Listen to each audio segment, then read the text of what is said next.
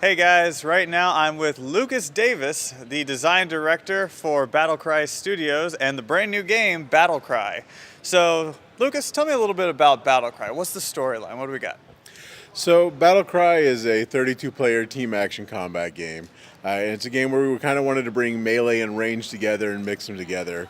As for the story, kind of the high level is a world without gunpowder. So we've reimagined a turn of the 19th century world where the World War that we knew it happened hundreds of years ahead of its time. It's already kind of come and gone, and in the alliances and aftermath that followed, gunpowder was banned as part of this Black Powder Treaty, and these war zones or arenas were set up where now these nations come and resolve their conflicts there. So it's a kind of an interesting look at this 19th century, and in replace of all of this gunpowder and the technology as we know it, this pansophic technology has emerged. So it's a lot of really sophisticated transforming gadgetry and big over-the-top weapons that these trained warriors can bring into these war zones and fight with. So, 32 teams. That's No, well, 32 players. So 32 players. 16, yeah. Okay, so 32 players. I mean, that is huge. Yes. I mean, and it's huge big team battle. Is that correct? Yep, absolutely. So what were you guys looking to accomplish? Was this more of a kind of like an MMO sort of style game, or is it like just team-based, let's move the story along? What are we like? Yeah, so it's more team-based. In fact, I think a lot of while the game is third person, it has a really kind of up-close camera, and a lot of the inspiration is really kind of, come from shooters. So a lot of the map, the pacing, the verticality of the maps, the kind of combat arenas that you get into, the encounters, there's a lot of strategy to using the map. There's a lot of strategy to using your weapons and your arsenal. You can get into combat really quickly. It's not too punishing if you die. You're able to jump in and just have a great time, basically. And speaking about the maps, I mean, they're really cool. They kind of almost reminded me of kind of like a mix between Borderlands and Team Fortress, and with a kind of like a Western feel to it. Is that kind of what you guys were going for?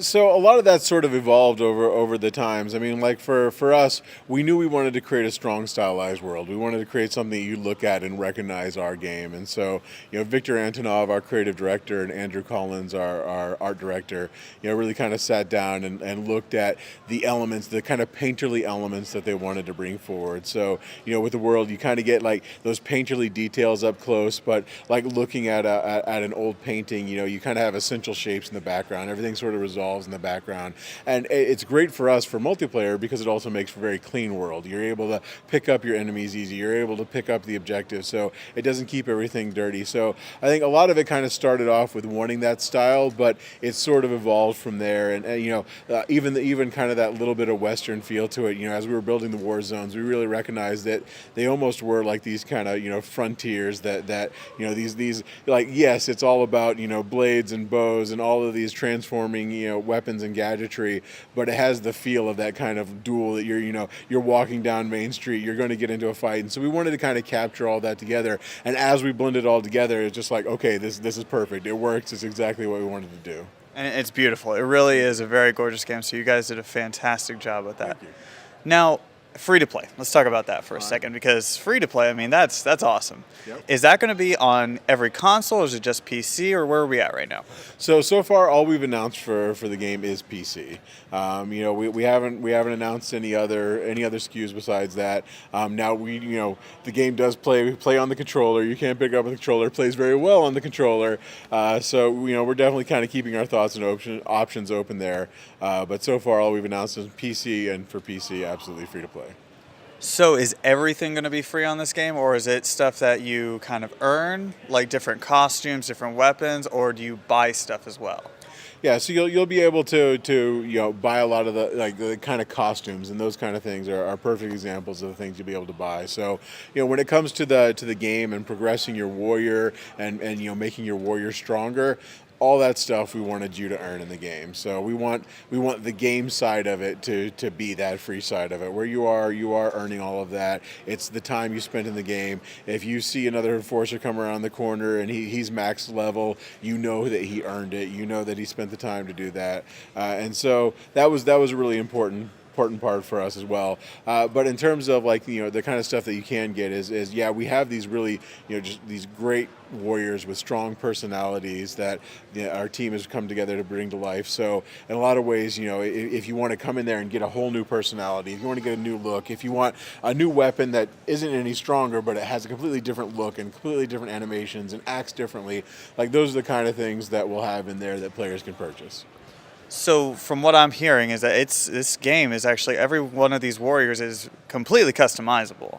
Absolutely. So you can just make anything, and is it going to be like you buy these things, or So with the warriors, once you have the warrior, like you basically, you're going to be earning XP to progress them through, and then that gives you access to their skill trees, and the skill trees you can actually build into loadouts. So as an enforcer, for example, you might have several loadouts for this character that make him play a little bit differently. So you absolutely get to customize how he plays, and how your warriors play. We want all of that side to be down the free side. So that's just, you earned that. You have earned it as a player. And then where a lot of kind of the purchase options come in is how that warrior looks. So, for each of those classes, we kind of have that default look of, we've got the Royal Marines Enforcer. He's the big brutish guy with the big metal helmet on. And we've got our Cossack Enforcer, and she's got the black roses in her hair, and she's got her giant, kind of cleaver sword.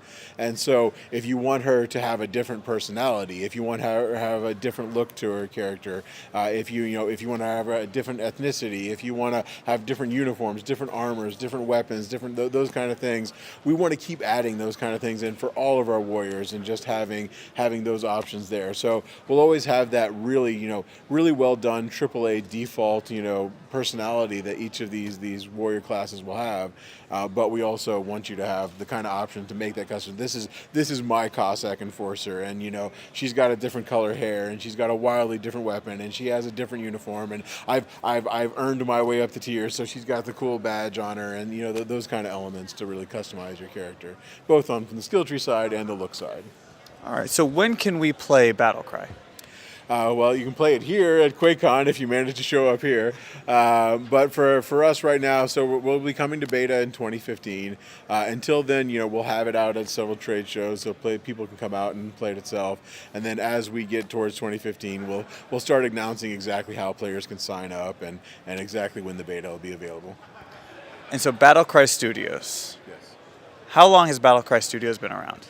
So we actually founded the studio pretty much at the very end of 2012. So really, it was kind of starting in 2013 is when we jumped in, we built the pitch for the game, we pitched the game, and started moving forward. So that long.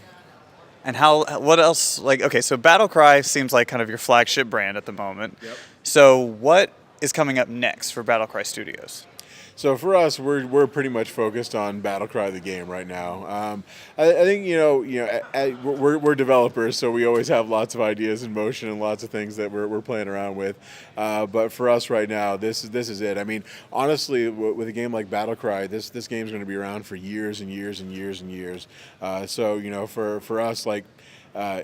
It's almost like, what's our next game? Well, we have the next big set of features that we want to push into the game. It's like, hey, we know what Battlecry looks like when it comes out in beta, and we've got a really good idea of what it looks like a year afterwards, and we've got a kind of good idea of what it looks like 2 years afterwards. But a lot of that even gets influenced by the community and the fans. It's like, okay, let's get to beta, let's get players to jump in, have fun with the game. What do you love about the game? Like, okay, make more of that. What are you so about the game? All right, let's fix that. Let's improve that. Let's make that better. So I think a lot of that stuff, what are we working on next is going to be dependent on what the community loves about the game. And I love that. I love that, a studio is willing to focus just all of its time on their flagship game. I mean, you don't see that very often. It's normally like, okay, well, let's just move on to the next thing. We got to make more money, sort of thing. And I think if you focus on it, you can create a quality product. So, absolutely. Yeah. So, guys, check out Battlecry. The beta comes out 2015. If you can make it to QuakeCon right now, come on right now. It's going on over there at the Bethesda corner. So, Lucas, thank you so much. Thank you. Yeah.